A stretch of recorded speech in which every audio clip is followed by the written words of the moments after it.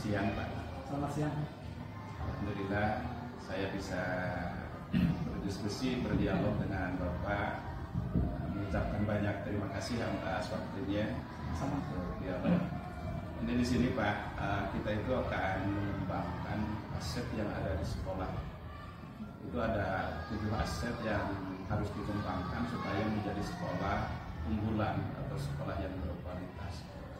Di sini diantaranya aset modal ya Pak. Aset itu merupakan satu modal yang harus kita kembangkan, apalagi Bapak, posisi Bapak sebagai kepala sekolah di SD Bojong ini. Lalu gini Pak, untuk aset modal manusia, langkah-langkah yang dilaksanakan oleh Bapak atau pengembangan untuk mengembangkan aset, lalu kondisi aset modal di SD Bojong itu seperti apa Pak?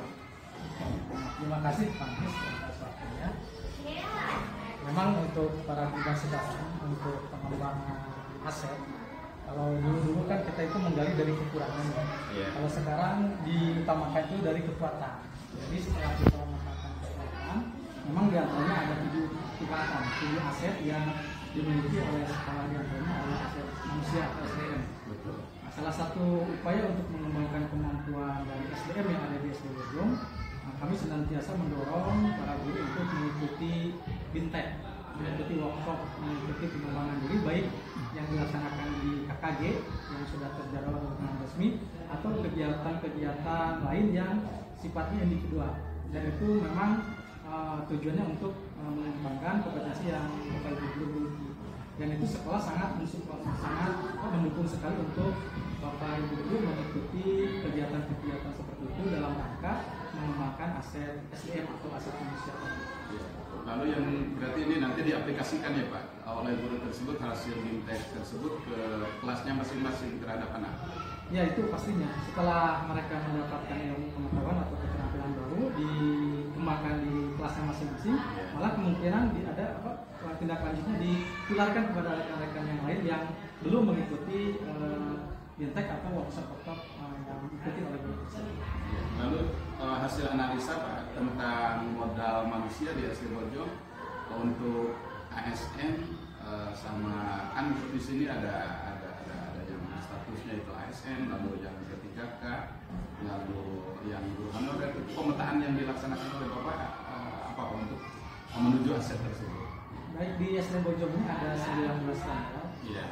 Terdiri dari 26 guru kelas di bidang yang masing-masing mereka ada guru PNS, kemudian ada guru P3K dan guru anak. Untuk pemetaannya sudah kami petakan dalam bentuk pembagian kelas di awal pembelajaran baru dengan terbitnya surat keputusan kepala sekolah tentang SKPN. Nah, selanjutnya untuk pemetaan mereka memang salah satu keunikan di SD Bojong adalah bagaimana saya sebagai pimpinan bisa memetakan mereka Bapak Ibu guru tersebut sesuai dengan kompetensinya. Karena ternyata dari 26 guru itu selain mereka mempunyai kompetensi sebagai guru kelas dan guru bidang, banyak yang memiliki kompetensi di bidang-bidang tertentu.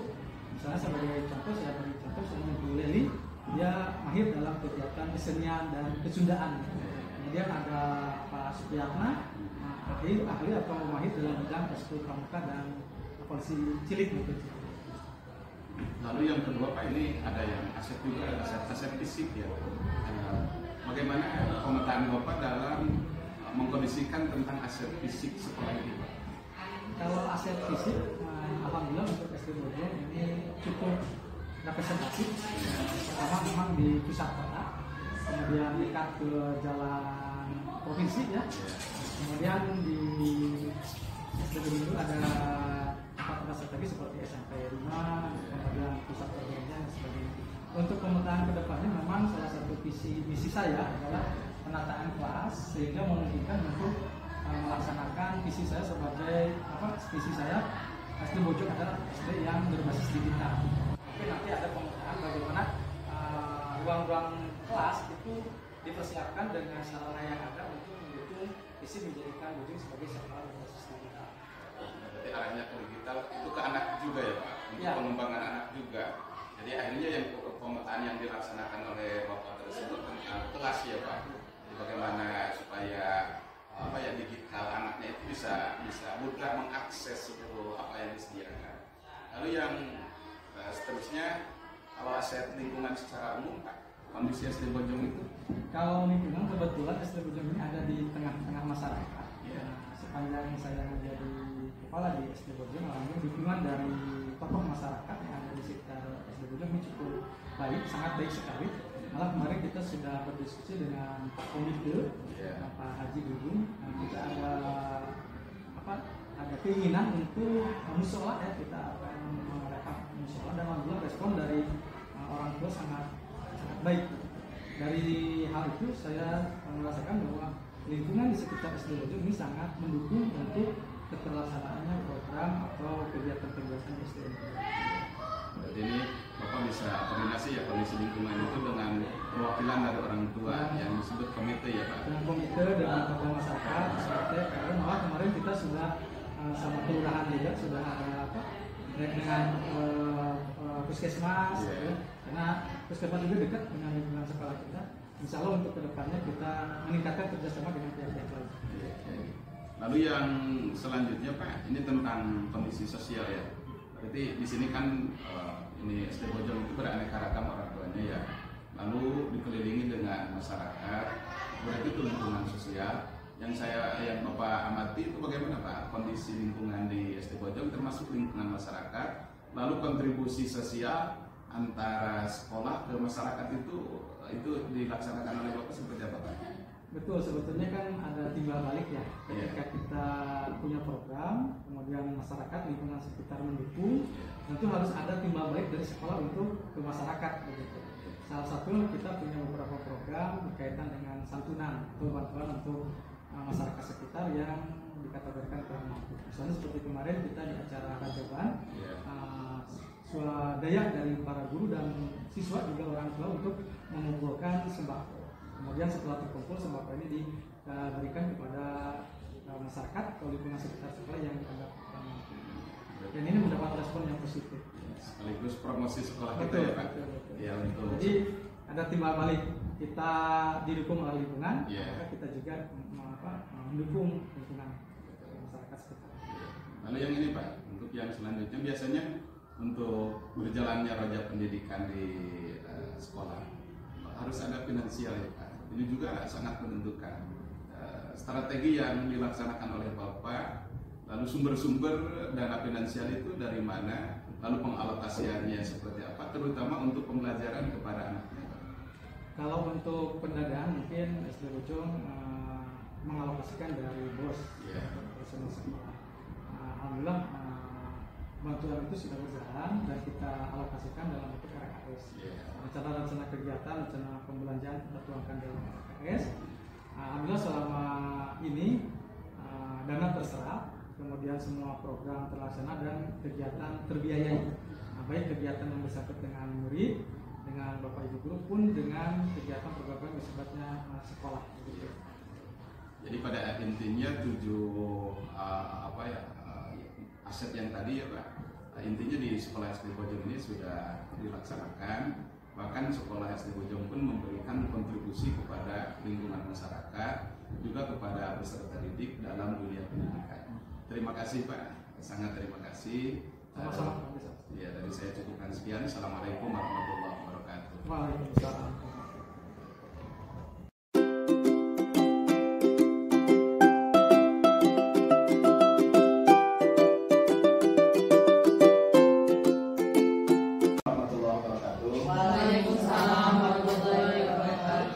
Selamat pagi Ibu Guru. Pagi. Ya, sekarang kita akan melaksanakan diskusi ya khusus tentang aset yang ada di daerah SD Bojong ya, SD kita. Di sini sesuai dengan guru penggerak ya, ada aset-aset yang harus dikembangkan oleh kita di sekolah. Di antaranya yang termasuk aset yang ada di sekolah itu modal manusia. Ada modal manusia, lalu fisik termasuk sarana prasarana, lalu lingkungan dan finansial, juga aset-aset yang lainnya. Kita sekarang relax aja untuk melaksanakan diskusi bersama. silakan rekan-rekan aset manusia yang di SD Bojong yang rekan-rekan tahu, lalu pengembangannya seperti apa. Oleh sebab itu silakan ada rekan-rekan yang ingin berbicara karena ini melaksanakan diskusi kelompok. Bu Leli, silakan Bu Leli untuk aset manusia di SD Bojong. Kalau menurut saya sumber manusia itu sendiri sebenarnya dari segi kuantitas sudah memadai karena ada peningkatan juga sudah digantikan dengan beberapa guru kita yang terdaftar, dan kemudian salah satu kekuatan kita juga kan ada beberapa guru yang sudah sertifikasi, diharapkan nanti mampu meningkatkan kualitas pembelajaran. Juga mungkin diperlukan ini Pak, ada peningkatan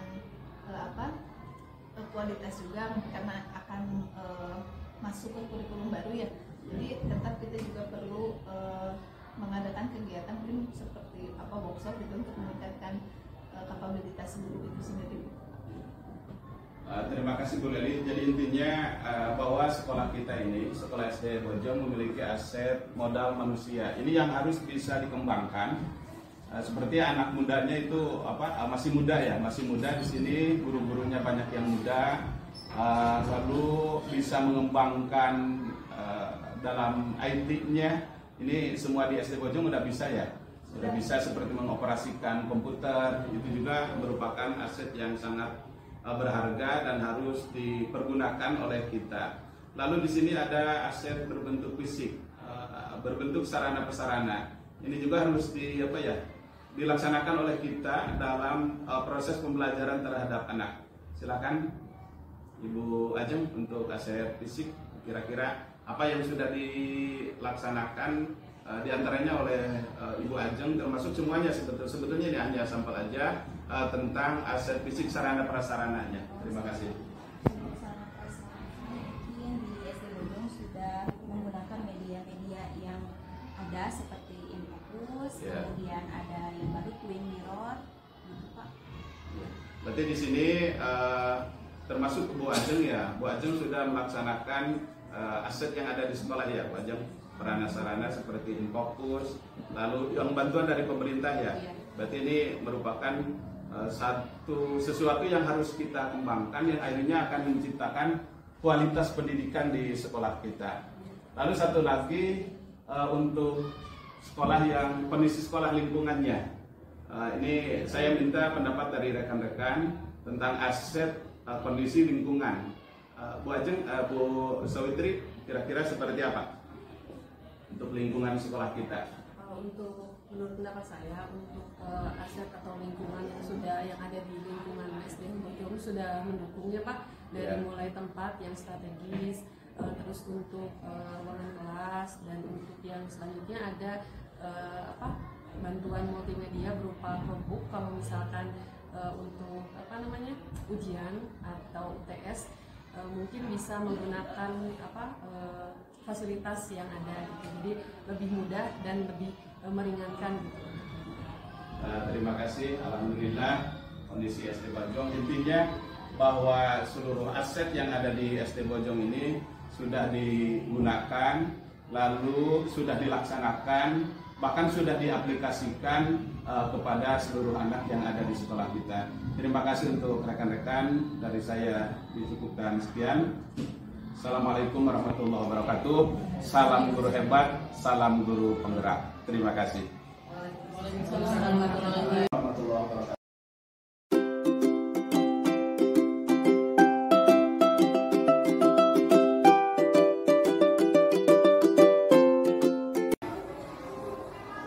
Siap. Bismillahirrahmanirrahim. Assalamualaikum warahmatullahi wabarakatuh.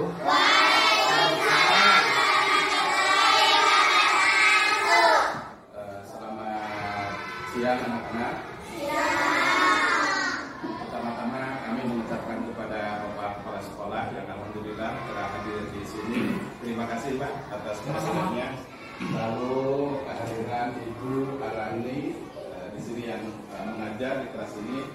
Intinya sesudah saya melaksanakan diskusi sama Bapak Kepala Sekolah, lalu saya melaksanakan diskusi juga dengan guru, saya ingin mengcross-check langsung ke kelas apakah aset-aset itu sudah dipergunakan atau belum.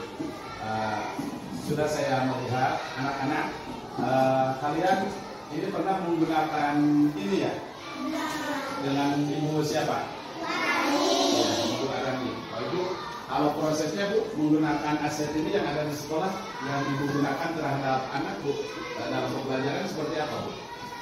Memakai kue merah ini, terus membuka buku tema, kemudian dikaitkan dengan yang ada di internet, di YouTube. Oh, ini dikaitkan dengan internet ya Bu. Lalu untuk Ibu komunikasi kepada anak dalam menggunakan aset yang ada di sekolah ini, komunikasi dengan anaknya seperti apa Bu? Seperti memperlihatkan gambar yang ada di sini, terus bertanya kepada anak-anak apa yang dilihat, terus yang mereka dengar seperti apa. Ya, Bu boleh nggak Ibu mempraktekkan langsung kepada anak tentang penggunaan media yang ada di sekolah ini? Oh berarti ini ya anak-anak. Misalkan di sini. Ya. YouTube. Betul.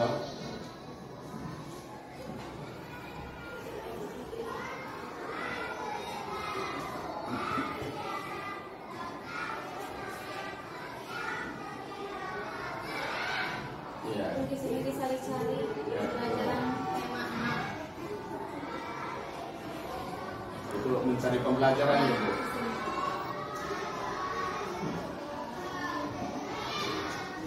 Ini sama anak-anak kelihatan ya sama kalian? Ini ada tema 6, berarti kelasnya itu ya, kelasnya kelas 2. Berarti langsung praktis ya Bu. Coba Ibu komunikasi dengan anak Bu, penggunaan aset ini seperti apa? Menerangkan kepada anaknya Bu secara singkatnya Bu, secara singkat. Iya, secara singkat Ibu seperti penggunaan aset pembelajarannya Bu, silakan. Iya yang ini berarti dengan anak Ibu, belajar dengan anak. Coba diperhatikan ini tema 6, subtema 1 pembelajaran keempat, merawat hewan dan tumbuhan. Ya. Jadi lihat videonya.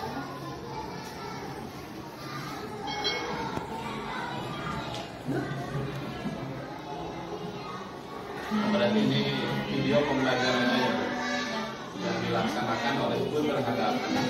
Ya, berarti ini intinya aset yang ada di sekolah ini sudah dilaksanakan oleh guru ya yang ada di SD Bojong, termasuk dimanfaatkan oleh siswa. Ya, terima kasih Bu atas waktunya, bahwa ini aset sudah dipergunakan seefektif dan efisien. Assalamualaikum warahmatullahi wabarakatuh. Waalaikumsalam warahmatullahi wabarakatuh. Bagaimana anak-anak? Baik. Ya, kalian sekarang kelas 3 ya. Dengan ibu gurunya, ibu siapa? Bapak lihat ya di kelas ini bahwa ibu kalian itu, Ibu Ajeng, sudah menggunakan aset yang ada di SD Bojong, yaitu dengan hubungan dengan sarana dan prasarana. Sekarang kalian akan melaksanakan pembelajaran tentang apa? Ya, kewajiban dan hak ya. Di sini berarti ibu guru kalian, Ibu Ajeng, yang menggunakan alat. Sebelumnya Bu, boleh saya ini Ibu menggunakan ini, boleh menjabarkan Bu secara singkat alat-alat ini yang digunakan oleh Ibu. Baik, ini kebetulan hari ini Bapak sedang ada pertanyaan. Ya. Maupun ada tidak, Ya. kadang-kadang saya menggunakan media sebagai alat pembelajaran untuk anak-anak seperti ini, laptop, kemudian ini ada apa? Infocode, Pak? Punya sekolah ya? Ya, semuanya punya sekolah laptop maupun Itu yang juga punya sekolah ini. kemudian ini biasanya digunakan untuk video ataupun gambar supaya lebih jelas. Iya. Lalu sesudah Ibu melaksanakan aset ini aset yang ada di sekolah ini, proses pembelajaran yang dilaksanakan oleh Ibu terhadap peserta didik, kelebihannya apa, Bu? Lebih tertarik anak-anak, lebih termotivasi untuk rasa ingin tahu itu lebih muncul Pak, dibanding kita hanya menggunakan buku. Kalau menggunakan video, anak lebih tertarik untuk mengamati, memperhatikan kita. Jadi kayaknya lebih asik gitu memakai media dibanding hanya dengan menggunakan buku. Oh, berarti ini digunakan ya. Kalian suka dengan pembelajaran seperti ini? Suka. Apalagi di sini Bapak lihat ada aset juga ya, aset seperti kalau itu Bu namanya apa? Angklung ya. Itu angklung juga merupakan satu aset untuk memunculkan budaya daerah sehingga kalian tahu pada kesenian daerahnya yang ada terutama di wilayah Jawa Barat. Berarti intinya Ibu sudah menggunakan aset yang ada di sekolah ya Bu. Lalu Ibu perasaan Ibu sudah melaksanakan pembelajaran di kelas menggunakan sarana dan prasarana yang ada di sekolah. Hasilnya bagaimana Bu? Hasilnya kalau peserta didik itu ya tadi lebih termotivasi, semangat dalam belajar. Cuman kekurangannya yang mungkin dari saya sebagai guru harus menyiapkan, ada waktu untuk menyiapkan, jadi perlu waktu gitu untuk menyiapkan, menyampaikan atau mempersiapkan alat-alat yang akan digunakan. Ya, berarti pada intinya itu sudah melaksanakan aset yang ada di sekolah ya. Terima kasih Bu atas waktunya. Juga anak-anak terima kasih. Rupanya dari Bapak dicukupkan sekian. Assalamualaikum warahmatullahi wabarakatuh.